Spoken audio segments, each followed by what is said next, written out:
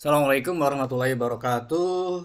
Selamat pagi, salam sehat, selamat berjumpa kembali dengan tutorial ebook statistik 1000 halaman. Pada kesempatan ini, saya Sofyan ingin sharing kepada publik, kepada sahabat statistik semua tentang seni pengolahan statistik dengan Smart PLS versi 3 atau 4. Yang mana pada kesempatan kini kita ingin sharing tentang suatu judul yang mungkin masih jarang dilakukan oleh kita ya. Tetapi menurut hemat kami ini sangat perlu sekali untuk dilakukan. Adakah uji validitas model pengukuran formatif? Selama ini kita mengetahui bahwa evaluasi model pengukuran formatif itu tidak ada validitas dan reliabilitas. Nah, coba kita ingin sharing kepada sahabat statistik semua, apakah ada uji validitas atau convergent validity untuk model pengukuran formatif? Sekali lagi, judulnya adalah membahas tentang apakah ada referensi yang mengatakan perlu melakukan uji validitas untuk model pengukuran formatif. Oke, sekali lagi lihat video tutorial ini dari awal sampai akhir. Ini sangat penting sekali bagi sahabat statistik semuanya. Sebelum lebih jauh, jangan lupa untuk subscribe di channel ebook statistik 1000 halaman. Sekali lagi, sebelum lebih jauh, subscribe di ebook statistik 1000 halaman memberikan kemanfaatan bagi sahabat dan juga bagi saya pribadi. Ada suatu variabel penelitian namanya kepuasan kerja. Kepuasan kerja seorang guru. Ya, menurut Lutan 2006 menjelaskan ada beberapa faktor yang menyusun membentuk berpengaruh terhadap kepuasan kerja. Saya puas bekerja di sekolah ini dengan gaji di sekolah ini. Promosi di sekolah ini sangat terbuka. Kerjasama tim antara guru sangat baik. Saya puas dengan supervisi atasan dan saya puas dengan dukungan manajemen. Lutan dan Lee menggambarkan tentang kepuasan kerja seorang guru itu dilihat dari gaji, promosi, kerjasama, supervisi, dan dukungan manajemen. Kira-kira ada 5 indikator untuk mengatakan kepuasan kerja seorang guru. Itu kata Lutan dan Lee, ya, tahun 2006 dan 2017. Jadi kepuasan kerja itu disusun atau dibentuk atau dipengaruhi dari gaji yang dia terima, promosi, kerjasama tim antar guru, kemudian supervisi dan juga dukungan manajemen. Berbeda pendapat dengan Lutan, Ortan mengatakan bahwa kepuasan kerja guru juga diukur oleh 5 indikator. Tapi indikatornya beda nih. I'm pleased being a teacher. Teaching inspire me. Mengajar itu benar-benar inspirasi saya. Saya bangga bekerja sebagai seorang guru. Profesi seorang guru itu mendorong saya kreatif dan semangat ya. Kemudian teaching profession is very pleasant. Ya, profesi seorang guru itu benar-benar menyenangkan. Nah, 5 indikator dari Ortan disebut sebagai model pengukuran reflektif. Ya, bangga, senang, nyaman, kemudian cita-cita menjadi guru, kemudian semangat menjadi seorang guru, itu adalah mencerminkan dari kepuasan kerja guru. Tapi, kalau yang pertama dari Lutan ini, ya, gaji, promosi, kerjasama tim, supervisi, dukungan manajemen adalah indikator-indikator eksternal yang mempengaruhi psikologis guru. Ya, maka ini disebut sebagai indikator pengukuran formatif. Ya, nah jadi beda ya kalau teman-teman bikin item pertanyaannya kayak begini di apa namanya di dalam skripsi, tesis maupun disertasi, ini namanya formatif. Kalau ini namanya reflektif, beda banget. Evaluasi keduanya beda banget. Nah, tetapi saya melihat seringkali di tesis maupun disertasi di Indonesia, disertasi, sekelas disertasi, itu banyak yang salah kaprah tentang reflektif dengan formatif. Kenapa? Karena dosennya hanya paham, ini pakai Amos, ini pakai Risrel, ini pakai Amos, ini pakai Risrel, kata dosennya. Pak dosen, Bu dosen, perhatikan bahwa formatif dengan reflektif itu berbeda. Penanganannya berbeda, evaluasinya berbeda.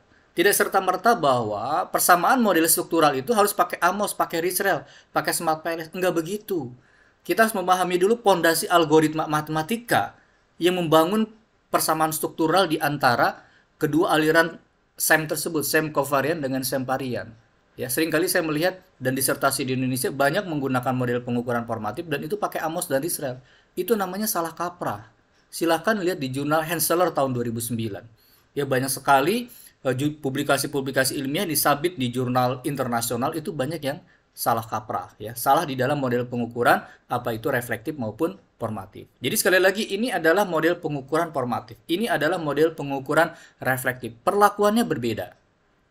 Kembali, evaluasi model pengukuran reflektif yang kita kenal, kalau model pengukuran reflektif seperti ini nih, maka evaluasinya ada ini, ada validitas, autoloading, ada reliabilitas, ada diskriminan validity. Kalau reflektif, jadi kalau reflektif seperti ini, evaluasi model pengukurannya ada validitas, reliabilitas, diskriminan validity, dan convergent validity. Kalau model pengukuran variabelnya reflektif.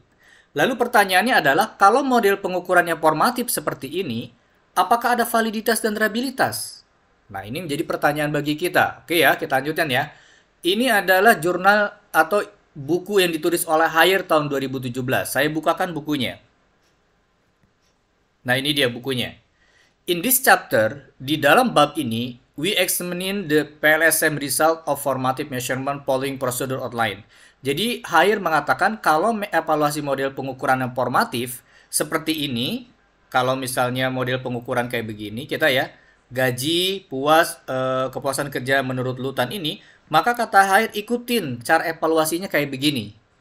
Yang pertama adalah assess convergent validity of formative measurement. Jadi evaluasi model pengukuran formatif itu ada validitasnya, ada evaluasi validitasnya di dalam evaluasi model pengukuran formatif. Jadi langkah pertama adalah menguji assess convergent validity of formative measurement model. Masa iya sih? Kok banyak literatur belakangan ini mengatakan bahwa di dalam model pengukuran formatif itu tidak ada evaluasi validitasnya. Ada, ini referensinya dari Haier. Oke ya, kita kembali ke sini. Jadi, menurut hemat kami, evaluasi model pengukuran formatif itu ada evaluasi validitasnya. Pertanyaannya adalah gimana caranya? Ya, padahal dalam buku Haier ada uji validitas model pengukuran formatif. Jadi ada ya evaluasi model pengukuran validitas di dalam model pengukuran formatif itu ada. Dan ini caranya menurut Haier, assess convergent validity untuk model pengukuran formatif. Ya, nanti kita bahas, masuk lagi ke sana, caranya gini. Jadi secara keseluruhan, evaluasi model pengukurannya formatif, itu pertama adalah outer weight, multicollinear, signifikansinya, dan yang keempat adalah uji validitasnya. Ya, atau ini boleh yang pertama dilakukan. Ya, uji validitas model pengukuran formatif. Oke, saya balik lagi ke tulisannya Haier. Ini tulisannya Haier. Kata Haier tahun 2017, kalau evaluasi model pengukurannya formatif seperti ini, maka caranya adalah dengan suatu analisis yang disebut sebagai redundancy analisis. Redundancy analisis ini diperkenalkan oleh Chin tahun 1998. Gimana sih caranya evaluasi model pengukuran formatif? Nah, ini referensi dari Chin 1998 yang disebut sebagai convergent validity-nya namanya adalah redundancy analysis. Jadi analisis untuk convergent validity model pengukuran formatif disebut redundancy analysis. Ya, bagaimana caranya? Nah, caranya seperti ini. Ya, ini bahasa Inggrisnya panjang, saya gambarkan ini. Ini adalah item model pengukuran formatif, ya, kepuasan 1, 2, 3, promosi, gaji, supervisi, dan lainnya. Kemudian di sini dibikin lagi item pertanyaan. Tapi menurut Haier, ini minimum 3. Tapi dalam pendapat yang lain, cukup satu item aja, global indicator, seperti di sini. Please assess the extent company act in social conscious way. Ya, for example, one corporate capacity ini diukur oleh item pengukuran reflektifnya. Jadi ini adalah item pengukuran reflektifnya. Ini adalah item pengukuran formatifnya. Ya, saya balik dulu ke sini. Redundancy analisis tadi, bagaimana caranya? Nah, caranya adalah pertama, kita harus perhatikan desain awal kuesionernya yang benar. Jadi ketika kita membuat suatu penelitian dan tahu itu model pengukuran formatif, maka ini harus disusun awal. Dari sebuah kuesionernya harus benar. Ya. Nah, kuesionernya itu nanti memasukkan model pengukuran formatif dan memasukkan model pengukuran reflektif. Ya, jadi digabung tuh. Variabel kepuasan seperti ini ya, ini gaji. Kemudian langkah yang kedua itu adalah memasukkan satu item model pengukuran reflektif. Nah, ini kira-kira seperti ini. Saya kecilin dulu.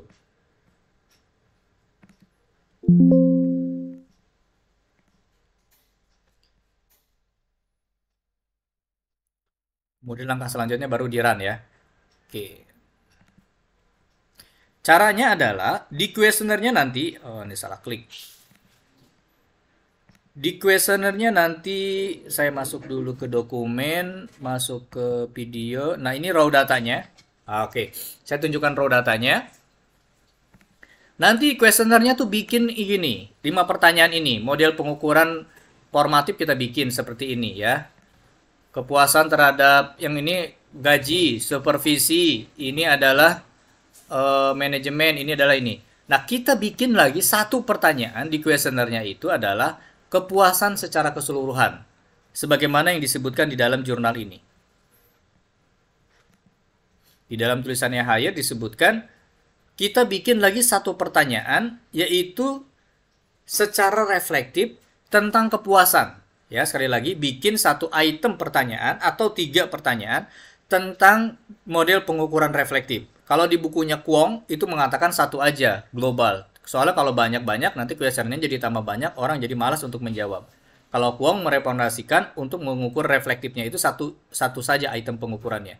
Jadi cukup satu saja pertanyaan, ya kepuasan itu di sini ditanyakan secara keseluruhan, apakah Bapak Ibu guru puas bekerja di sekolah ini? Ini itemnya nih. Jadi bikin item pengukuran reflektif di sini. Ya, nanti di kuesionernya itu bikin item model pengukuran reflektif. Satu saja bunyinya nih. Contoh, secara keseluruhan seberapa puas Bapak Ibu guru bekerja menjadi guru di sekolah ini. Jadi kita bikin satu item pertanyaan yang sifatnya global, tapi dia mencerminkan pengukuran reflektif. Disimpan di sini. Jadi yang kuning ini adalah desain item pertanyaan di kuesioner yang formatif, yang kuning.